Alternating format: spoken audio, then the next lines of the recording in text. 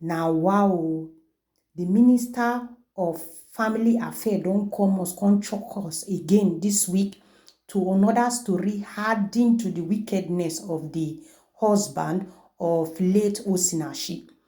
This Minister of Foreign Women Affairs go visit the children concerning the death of their mother. So when she reached there, she say the man no even want make the children speak the truth come out from their mouth. When she come notice say this man they try to hinder the children, make the children not talk, oh, she come send the man out. The one when he can't even touch us, when she come say the 12 years old son of late Osina, she say he no dey fit read all right oh. He say na because say the papa don beat am. So the boy call door because of papa beat. It cannot be like say na my mouth una take hear am. May we listen to the Minister of Women Affairs as she dey talk this matter. I came into the compound and saw the children.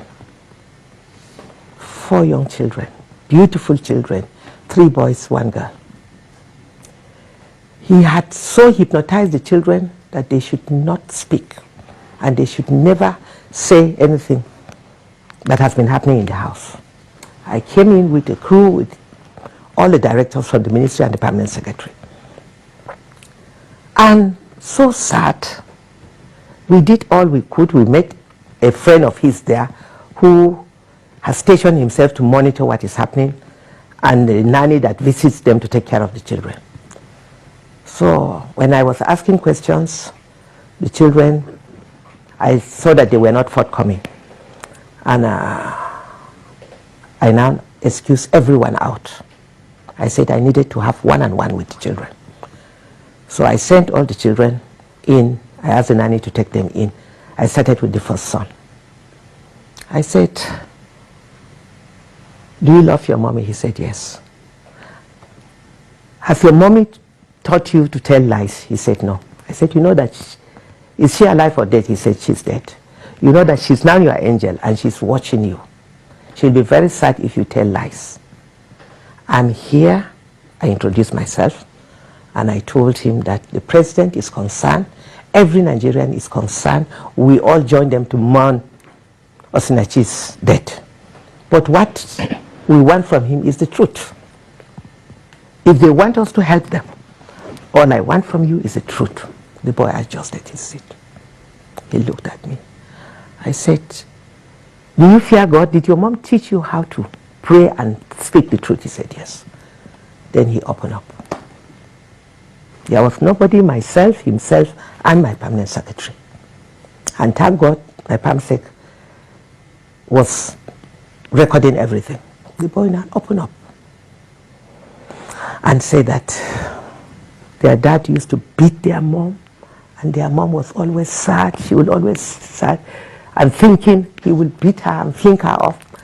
He doesn't spare them himself, that he gathered them in the room and will be beating them with a big belt. If the mom comes in to ask him to stop, he will turn back on her, beat her, lift her, fling her up. And that has always been the issue. And that they are always scared, and that he doesn't go out, he's always in the home. It's the mom that runs around. She goes for her gospel music, bring back the money. In fact, if the money is paid through cash, through a bank account, it's paid to his account. She has no account of her own. Any cash she comes back with, he collects it. And he will give just a peanut to her for feeding.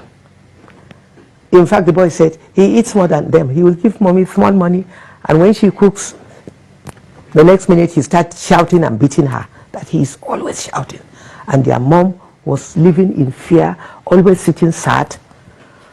Oh, it was such a horrible story to hear from a young boy of just 12. The eldest son is 12.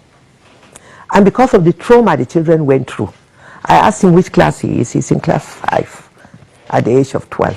Why? He said he can't even read. A boy of 12 years can't even read. So mentally, this child is already destroyed. Retarded, yes. Completely. I was battling with tears. So when I finished, I asked him to move to the other side. I called the nanny to bring in the second child. The second son, wonderful, beautiful son, who is also gifted. I learned that he sings well.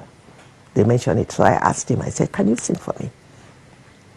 When he sang, you could hear his voice like an angel.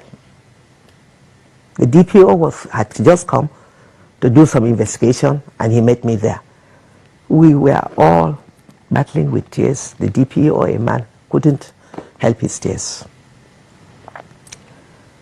The second son explained the same horrible situation that they've all been going through. So my palmsec said, even these two were enough. The other two, when I said, okay, call them and let's just, the third one said, no, mommy, I want to talk. The little one, they insisted that they will also tell their story. So we sent everyone out and we listened to each one of them, one after the other. In fact, the last one is 7. A girl, the only girl in the house. It's so sad. This is a situation that I'm calling on all Nigerians to stand with us and demand justice for Osinachi, and these children must be protected because he is not just a bully. I lack words to describe this man. And it is sad that women, so many women are living and dying in abusive marriage. This is one out of so many that we are hearing. He stopped her from communicating with the entire family. None of her brothers come to the house. None of her sisters come to the house. I learned that she has a twin sister. Nobody comes in. Even when he beat hell out of her and she was rushed to the hospital, he took her to the hospital. And when the brother heard, he went there and he remained there and never allowed the brother to talk to her until she was on oxygen.